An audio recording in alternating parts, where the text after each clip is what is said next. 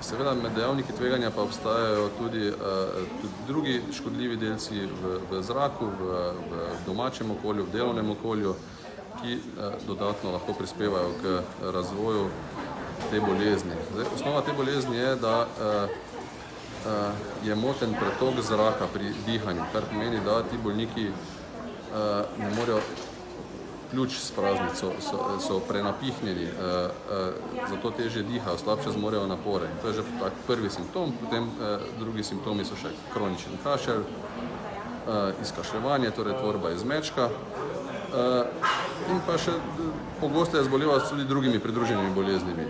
Diagnostika same bolezni je pa v bistvu zelo enostavna. Ko na bolezen pomislimo, je spirometrija tista najenostavnejša metoda, s katero potem KOPB dokažemo, izmerimo obstrukcijo, potem rečemo. Najbolj učinkovito zdravljenje je preventiva. Torej, če ljudje ne bodo začeli kaditi, v osnovi največkrat te bolezni ne bodo razvili. Če bolniki že kadijo, je pomembno, da prenehali kaditi v katerikoli fazi bolezni, s tem zmanjšamo oziroma upočasnimo napredovanje bolezni.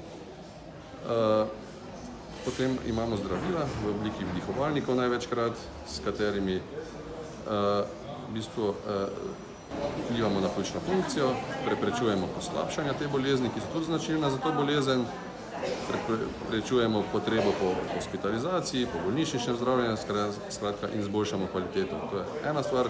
In pa drugi ukrepi, s katerimi izboljšamo kvaliteto življenja, preprečujemo poslabšanja, kot so na primer cepljenja, zdrav življenjski slog in podobno.